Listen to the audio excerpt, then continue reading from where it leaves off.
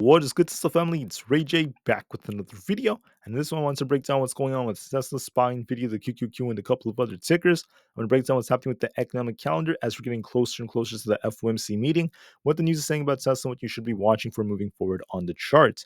But before I begin the devil's information, before I get into any more details, let me just mention a couple of things. I am personally not a financial planner, so take nothing I say as financial advice. And also, if you guys can, please check out the Moomoo link, which is down below and in the description. If you sign up for Moomoo with the link down below and deposit $100 into the account, you are guaranteed 5 free stocks. If you deposit $1,000, you're guaranteed up to 15 free stocks, and the offer ends very soon in just a couple of weeks. Anyways, for Tesla, I just want to mention that as someone who makes videos about Tesla in the markets, there are times where I make mistakes. I called out my mistake in a previous video from last week. But now I just want to talk about some of my victories because most of the time when it comes to my calls on Tesla, I do believe I am correct, at least for this year. And I just want to say that in my video from yesterday, I said that Tesla stock may bounce. I saw some bullish technicals developing, and I said there's a very good chance that as long as there was no bad news, Tesla should get a nice bounce. And if you look at Tesla today, we're up 6%. As expected, we broke to at least 170. And then in my morning video, I said that Tesla could even break out to about 175. Came just short of that, but it was very, very close at this 4-hour 50 EMA. So we did call this move yesterday. Tesla got a very nice bounce. Now the question is what's going to happen. But I first want to talk about some data. I want to talk about what's happening with the charts. A little bit later, we're going to first talk about data and stuff like that before we break them down. So for tomorrow, it's going to be Tuesday, March 19th. And we actually have very minor data coming out intraday. There is some data coming out before the market opens and after the market closes. So before the market opens, we have some housing starts and housing permits data coming out. This might cause somewhat of a move in the markets. When the market opens, we have the 52-week bill auction coming out at 11:30 a.m. So watch for volatility at that time. And at 1 p.m., we have the 20-year bond auction also coming out. So watch for more volatility. At 4 p.m., we also have more data coming out involving the bonds. So that's going to be quite important too. So we'll have to see what this causes. So that is pretty much it for data. Nothing too absolutely insane, but this is all leading us into Wednesday, March 20th, as we have the FOMC meeting. And that's going to be very, very important. Why is it so important? Because the interest rate hike decision is coming up, but that's not the big thing because we know for a fact it's most likely going to be a skip. There's almost no doubt it's going to be like that because there's a 99% chance. But what's more important is going to be the FOMC economic projections. So what the Fed is going to do is they're going to give us their estimates about what interest rates are going to be as time goes on after 1 year and after 2 years. And whatever they say is going to have a big effect on the market because the market will react to that. Now, considering that the last two FOMC meetings, not the last two FOMCs, the last two inflationary reports were hotter than expected, there is a good chance the Fed has to be a little bit more hawkish. So we want to be very careful with this data coming out. Then, after all this data is basically released, then we have the one and only, the legend Jerome Powell giving his speech at 2:30 p.m. So we have a lot coming out for Wednesday. That's going to cause a massive, massive, massive move in the stock market, in my opinion. So get ready for Wednesday. We're going to see some crazy volatility. We're getting closer to it, so we have more data coming out. It's all very minor until Wednesday, so just get ready for all of that. For other things, this is just basically like little screenshots of what earnings are looking like for the week. If you want to take one, you could. But basically, I'm not really seeing much for Monday. For Tuesday, we just have Xpong and a couple of others. Wednesday, we have Chewy.com. But then for Thursday, we have Nike and FedEx. Nike is going to be another important one. I might talk about that. But that's it for earnings. Not going to talk as much about it. We're coming to a conclusion for the cycle as well. For now, we also have the fear and greed index currently at greed. We're not really at extreme greed right now, but we're still at greed, and we'll have to see if this changes. Moving forward, things are still at their extremes, but I'm concerned about two things: the puts and call positioning, the ratio between these options. This is basically going up, showing more shorts are entering the market slowly, slowly, slowly. But market volatility is still indecisive. I think that we're going to see a big shift either to the upside or the downside, depending on what Jerome Powell says. So we'll see what the Fed causes. Now, for Tesla, we had some good news that caused it to bounce. Firstly, Kathy Wood, over the weekend, it was announced that she bought a lot of Tesla shares, $35 million worth. And on top of this, the shares went up after some new price changes for Tesla. We saw some price hikes for once. So Tesla, instead of cutting prices this time, they increased prices by about 2,000 euros, which is about almost 2,200 US dollars in some European countries, starting March 22nd. And on top of that, they announced that on Friday, they're basically going to start. They made this announcement that the Model Y cars are going to be going up by $1,000 starting April 1st. So that's actually very, very important. With prices going up for the Teslas, this is showing some confidence, and this is very, very important because we're starting to see the share price reacting very positively to this, and that's great news for Tesla. So with us getting some positive reactions from this, that was great to see. And also, more bullish news came out as Rivian has gained access to Tesla's supercharger network. Free adapters are coming. So that's awesome, awesome, awesome news. This is giving Tesla more and more exposure into this market and giving Tesla more control. I went into more details about this in my earlier videos. So I just wanted to call this out. Bullish news has been coming out for once. I find it very interesting how Tesla was just getting bad news, bad news, bad news. It's almost as if they started to drag the share price down as low as they could. And then finally, these whales started buying Tesla. Kathy Wood starts buying Tesla. Now all of a sudden, it's all good news that's coming out, and the share price is going back up. So how crazy is that? It's pretty wild stuff. That's something worth noting. For Tesla, let me just say that Goldman Sachs gave Tesla a neutral rating. Besides that, the price price ratio is starting to bounce as Tesla's gaining some strength relative to the market. And then Tuesdays tend to be green about 52% of the time. We tend to be more volatile at 11 o'clock a.m., around 1 p.m., and then also around 3 o'clock p.m. Eastern Standard Time. Those are the most volatile hours for Tesla historically. And then besides that, I'm not really seeing anything changing in insider trades. I did see a lot of sell orders for Tesla. A lot of shorts were coming in at the bottom, but I also saw some big buy orders like this one right here. Not to mention Kathy Wood buying. So she's already up, probably if she did make big orders. For Tesla, we got about 108 million in volume. That's above average. So good volume is starting to come in again, and we're gaining some more strength as the short volume is dropping. So that being said, the question is what's going to happen to Tesla moving forward? What is my price prediction for Tesla? Firstly, what I'm going to do is I'm going to show you guys the chart and break down supply and demand, show you guys some levels to watch for it, and I'm going to go over what I think is likely going to play out.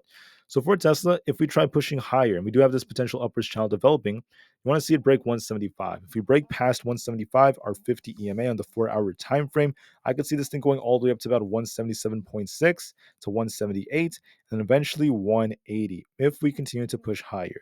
If we break down, watch 172. If we fail here, there's 170, then 167.8 and 165 as support with this gap down here. Now, the problem with Tesla is that we haven't officially broken some key resistance. We still have to fight this 50 EMA, but the chart is still showing some strength compared to the market. Tesla outperforms SPY. SPY, the QQQ, those things popped and dropped. Instead, Tesla continued to hold up. So as of right now, the chart is trying to uptrend a bit, and we'll have to see what the news causes us. But I do want to note that the last time we saw Tesla get a big rejection, it was in the very, very low 180 area. So if we do push higher, we have to try to hold above this previous support becoming resistance close to 173.75 to 175. And if we push higher, I think that either at 175, this is where Tesla could get a rejection if we fail to break the 50 EMA here. Or if we do break it, if we get above 175, we could be looking for a push towards 178 to 180. And then somewhere there, we could see Tesla reject. So I favor either it pushes a little bit more, then we get a rejection and we come back down to like 170, 168, or we push a little bit higher than that. If we break 175 of more good news, and we get closer to 180 and then we get the rejection. So either we get closer to 180 and reject, or we just get rejected from here. It's got to be one of those two on Tesla, most likely. Why am I a little indecisive? It's because what's weird about Tesla is what's weird is we were so dependent on the news. The news is just being used as an excuse to move Tesla the way they move it. And that's the reason why it could be very tricky to predict. One issue with Tesla, which could slow it down, is the fact that the market is showing weakness, and that could act as an anchor for Tesla. But I'm going to be watching to see, is this where the top is? Are we going to top from here and then start coming down a bit? Or could we push a little bit more and then eventually start coming down? It's got to be one of those two, but I do see a pop and drop like move. We either push a bit more than drop, or push a little bit more than that and then get the drop. But either way, that's what I'm going to be looking out for. So watch your levels very carefully and see which way we go. Uh, I'll be watching very carefully, and we'll see what news comes out for the time being. For SPY, I do see something very different though. SPY has a head and shoulders and it's looking a bit more bearish than Tesla. And the reason for that is because when you look at SPY here on the 4-hour time frame, we have a head and shoulders like structure developing on the chart. So right here we have like a left shoulder, we have a head, and then we have like a right shoulder. The 4-hour is showing weakness. We're barely holding 512 at the 50 EMA. If we lose 512, we have a gap to fill all the way down to this 509 area. And on top of that, we're starting to shift directions after forming this reversal candlestick and failing to break 515.5.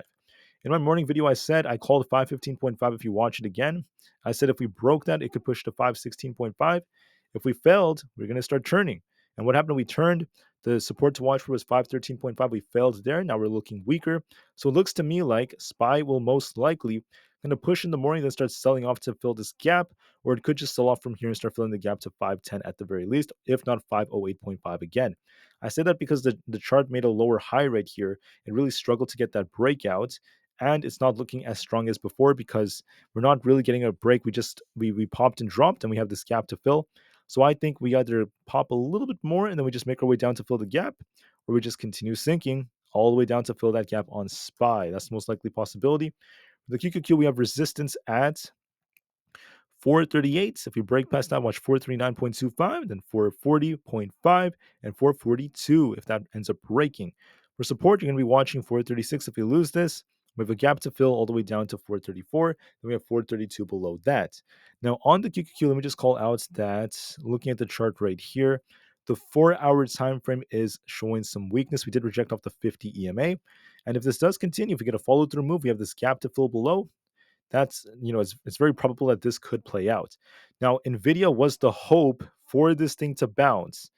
And, unfortunately, Nvidia is not actually bouncing in the after hours. It's actually falling amidst the event. So the event isn't really helping Nvidia bounce as much. The big GPU event that they have, instead, it's falling so far. So it's a bad sign for the markets. It's a bad sign for the QQQ. So what does this all mean for the QQQ? Like I said before, this might pop a little bit, then start sinking down to fill the gap, or just sink down from here to fill that gap to 434. We do look a bit more bearish to me. For Nvidia, Nvidia is looking weaker because with this event, it's going on in real time right now, so I can't really talk as much about it. But the share price has dropped since it's been announced. And right here, you can see we're just barely above our first support at 865. We also have support below 862. So if we lose 862, there's going to be a bigger drop coming to about 850. And if we try to break 872, watch 877 and then 885. My gut tells me it could attempt to kind of shuffle here, then start selling off to 862, or it could just start dropping straight down to 862 and eventually come down to the 850s. So Nvidia is showing some weakness. This push right here was a liquidity grab. They grabbed liquidity up here, then they reversed it down. This is the reason why they popped it, to push it back down. And now the chart showing some weakness is not the best of signs for the QQQ. Aapl was showing potential and then it failed. It failed on its face. Just look at Aapl.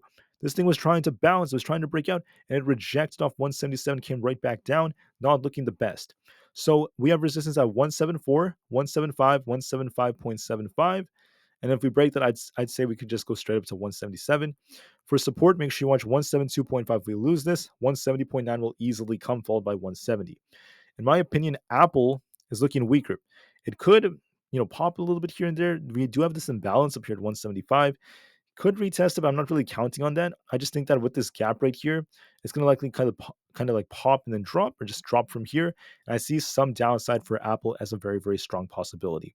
So I do favor that as well. I think the market is showing some weakness, and I think that this could slow Tesla down if Tesla rejects off the 50 EMA. The reason why I'm open to the possibility of one more little push before it comes down is because of the fact that it depends on the news. If we don't get good news that helps this thing break past 175, then it might just reject from here. All right. So either Tesla rejects here, makes its way back down towards 170, if not this 168 area, and then we have the gap below, or it gets one more push thanks to news, and then we come back down. Okay. It's got to be one of those two most likely. That's what I'm anticipating.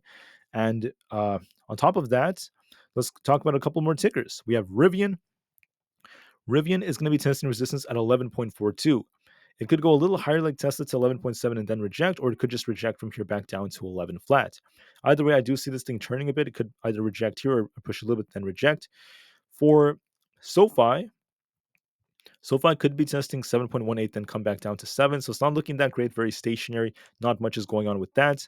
For ARM, not looking the best. We reject off the 50. So I could be looking for a test of about 127.5 very soon. It's very flat, not the best for trading, but I do see a little downside, so be careful on it. Supermicro is looking weaker. We just lost 1,000. we're going to be watching 952 as support. If we lose that, there's 900, then 849. The chart does look bearish on super micro. There's a head and shoulders right here. I suggest, or I anticipate, more downside is very probable. For Palantir, we're looking like we could try to push a little bit towards 24.25 to 24.6, and then it's going to likely reject and come back down to 23. So look for a little pop and drop. That is most probable. For the IWM Russell 2000, we're going to be looking at 200.37. If we lose this, I think it's going to test 200 flat. If we lose that, 198 is coming next. Moving forward, we also have Microsoft.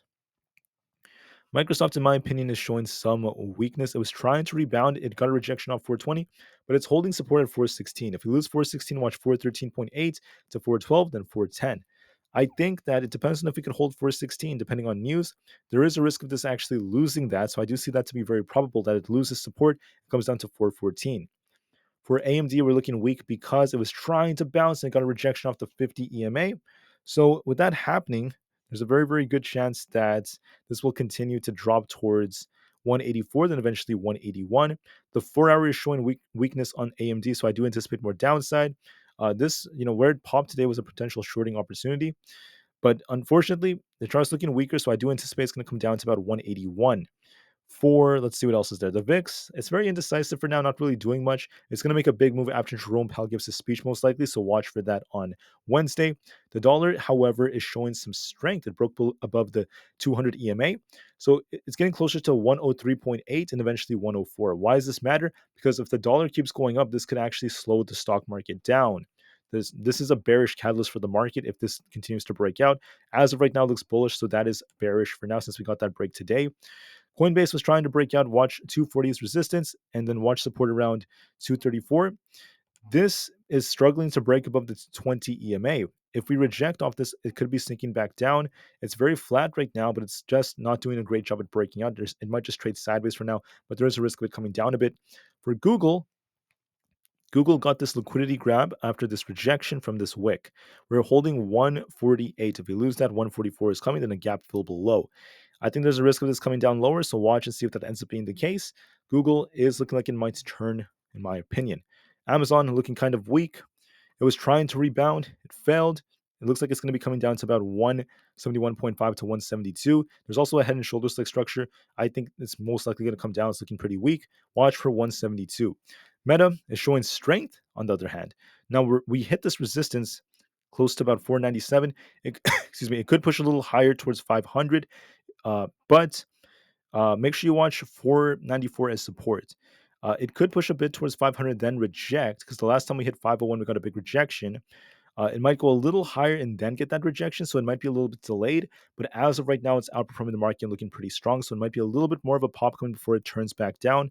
So watch for that on Meta. It's still showing some strength compared to the market. All right, guys. So with the market potentially turning, this might cause Tesla to come back down towards 170, 169 or so. But I'm open to the possibility that Tesla might actually try to break 175 first. It might break 175 and reach 178 to 180 and then reject, or it could just reject from here. It might fail to break 175. It's got to be one of those two. It's a little bit hard for me to tell you exactly which one is more probable because it depends on the news.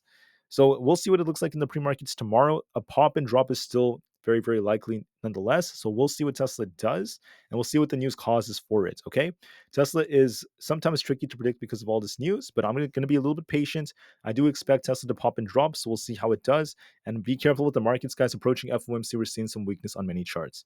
All right. Thank you for listening. Have a great day, guys. Remain calm, cool, and collected. And I'll see you guys in the next one. Thank you and peace out.